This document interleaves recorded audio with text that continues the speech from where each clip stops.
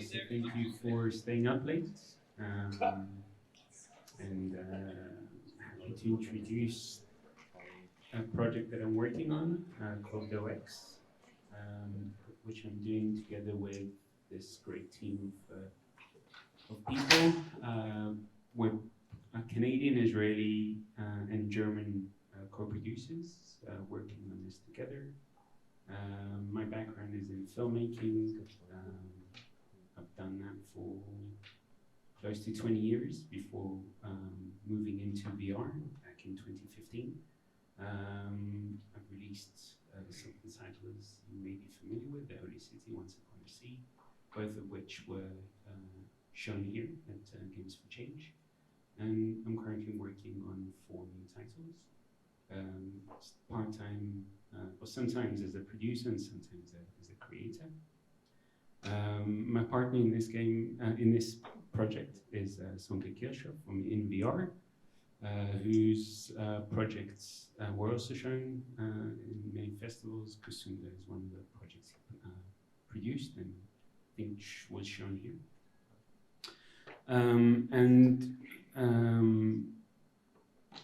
In a recent workshop that I took part, that talked about diversity, equity, and inclusion, somebody said that Jews is not part of the conversation. Jews are not part of the DI conversation.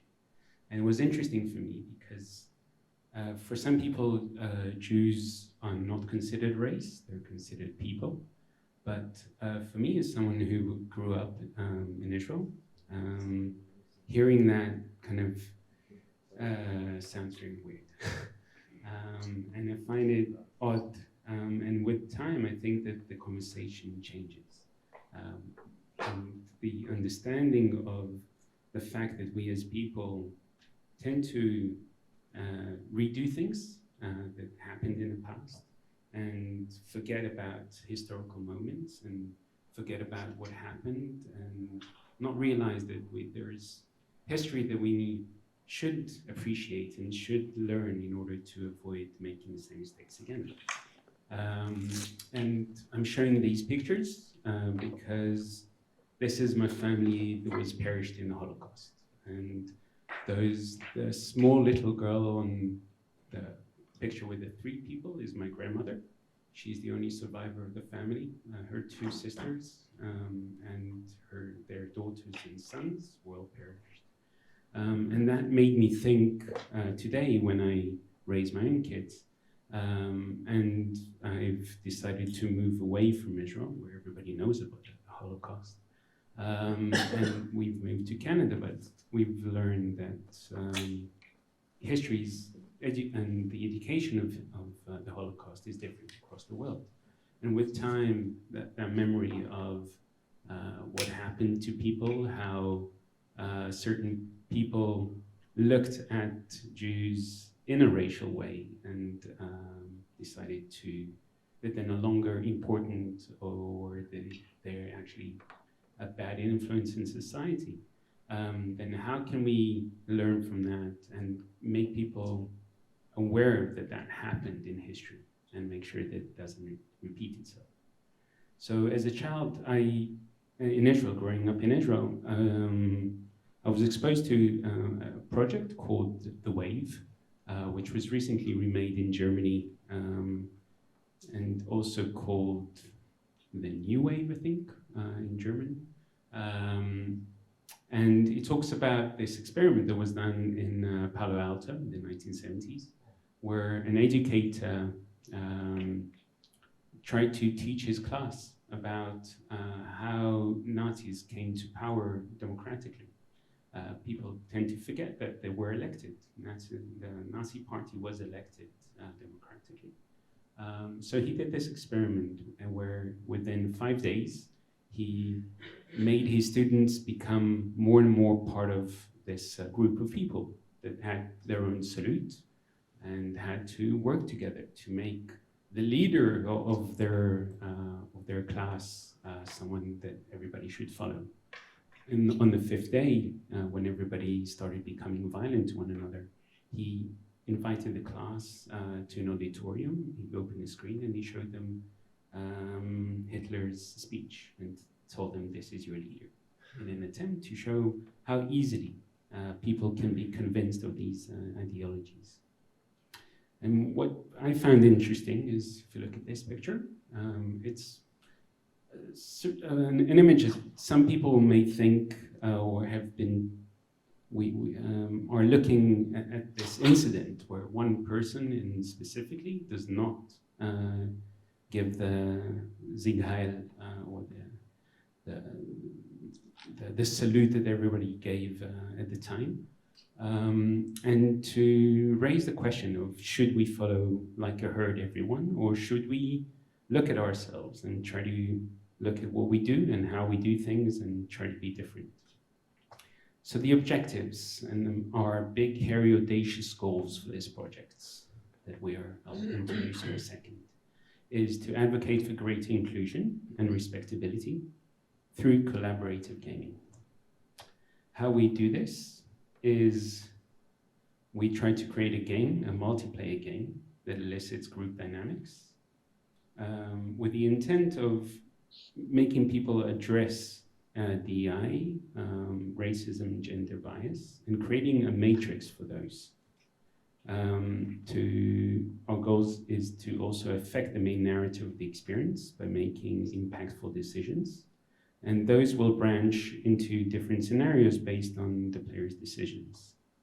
And lastly, create a thought-evoking and resonating immersive experience for educators, because the intent is not to just have people sporadically use it, but hopefully introduce it into the syllabus. So I don't know if I need to talk about diversity, equity, inclusion. I think a lot of the last few days have included a lot of discussions about what that is. But our project specifically looks at this incident and this plane that was built in the 1930s or 1928 to be exact. And at the time, Germany, post First World War, was not allowed to have its own air force and was not allowed to build planes. So one of the Zeppelin's engineers decided to move he had this idea to build planes, and he simply crossed the lake to Switzerland and built this factory in Switzerland. And it's a company by the name of Dornier. And Claude Dornier was this visionary aviator, and he managed to build one of the first commercial plane that actually flew across the Atlantic in between 1929, it started the journey, to 1932 until it managed to come back. And it took this plane 3 years, mostly because it was stuck in New York during the economic crisis. And they were looking for ways to fund the journey back. But on board this plane, and it was a team effort to make it into the first, if you think of it, it's the first Tesla for cars, or the first electronic vehicle. But never before was there such a plane of this size. It had 12 engines, 6 flying forward and 6 trying to stop the plane from going. But it actually was a very heavy machine. And it was the largest at the time. It weighed 50 tons. It had, apart from 12 engines, all these kind of interesting, intricate details, such as having ceramic plates, and obviously they broke after the first takeoff. But it was interesting also in how it was the first time when crew had to work together. Beforehand, it was just a pilot and maybe a navigator. But this was the first time you actually had to have a crew. And how do you train a crew? And this crew is of diverse group. So that led me to, gave me the idea to introduce this as a setting for the story. Aboard this ship, which had all this interesting machinery that you had to fly, you had to have a number of people work together to actually make the ship fly. And you see on the right, these are all the levers that control each of the engine. So you had to have one person carry, and it was symmetrical. You had 6 on the left and 6 on the right. So you had to have 2 people actually pull the levers in order to have the engine start and work. So the collaboration was essential. But what I found interesting when I looked into this plane, that there were, among others, there was a pilot, a captain, because it's a seaplane that landed on water. And the captain, already in the 1930s, joined the Nazi Party. And he later became an infamous general who slaughtered or was responsible for the slaughter of hundreds of thousands of Dutch during the World War II. But among his teammates was a co-pilot, Antonie Strassmann, who was one of the first female aviators. And she was Jewish.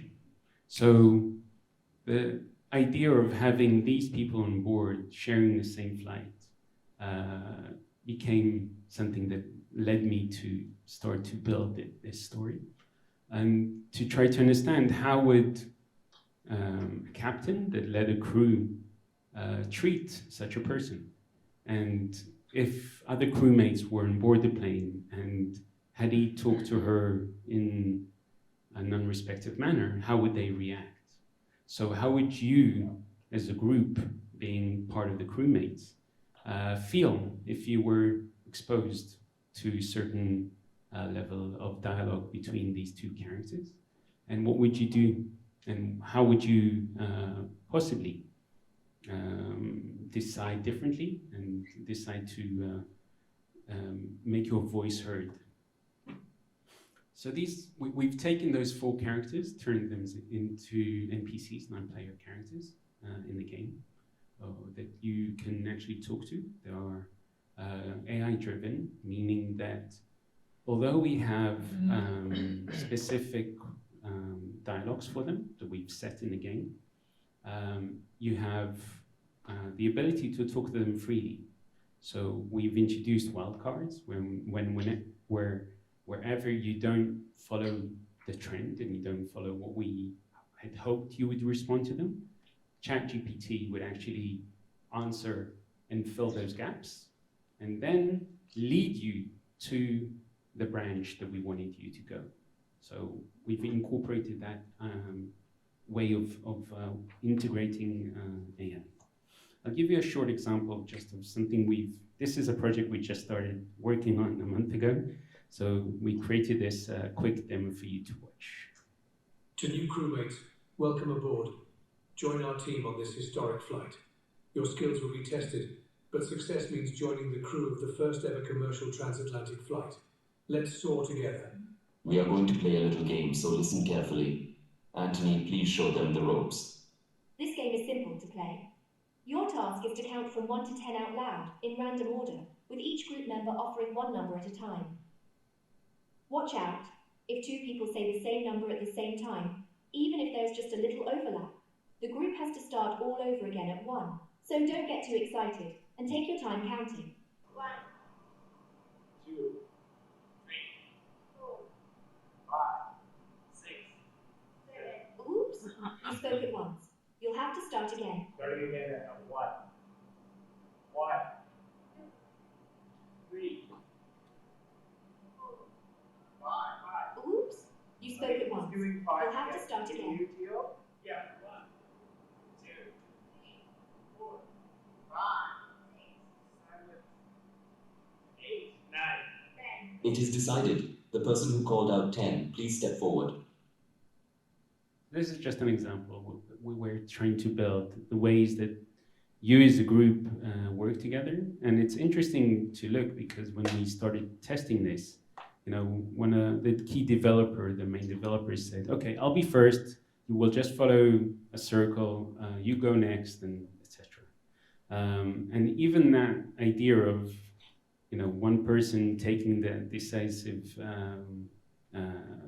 lead without necessarily having the rest of the team agree to that has also created an interesting dynamics in the group. And it's something that we want to explore and make people give that matrix to each player in the game, so that we could look back at the end of the game and could say, oh, okay, this person has been much more of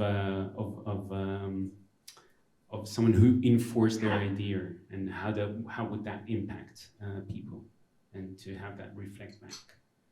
So essentially, we're now in a process of, we have generated the assets. We have the plane that's actually built from the actual blueprints of the plane itself, that we've recreated and created as an environment for the game.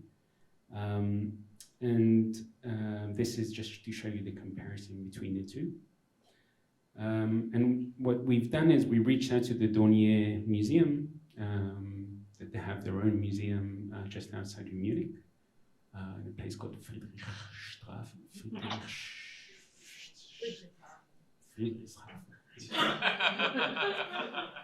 Appreciate it. We're working with them to rebuild the plane. So you will actually board the plane and play in mixed reality, where you have the actual control of the plane, and you can actually play as if with handling the levers and doing everything on board the plane, wearing a pass-through VR headset. So it's really interesting for us to do this, also because the history of the Dornier factory, which actually had forced labor camps. And what we'd like to introduce, and we hope we'll manage to convince them to be and to reveal their true colors as well. But at the end of the experience within the museum itself, we'd like to take all the participants offboarding the VR experience or mixed reality experience, and have them generate their own view of how would they perceive who these characters are, research into their background, and to generate, using Midjourney, their vision of how this collaborative game would look like, or how their future or their vision of how teamwork on board the plane would look like if they were part of the team. So it's kind of an off-boarding experience to give a sense of a new vision by people who play of what the world could look like if we have the opportunity to change it. So I hope that I filled the time correctly.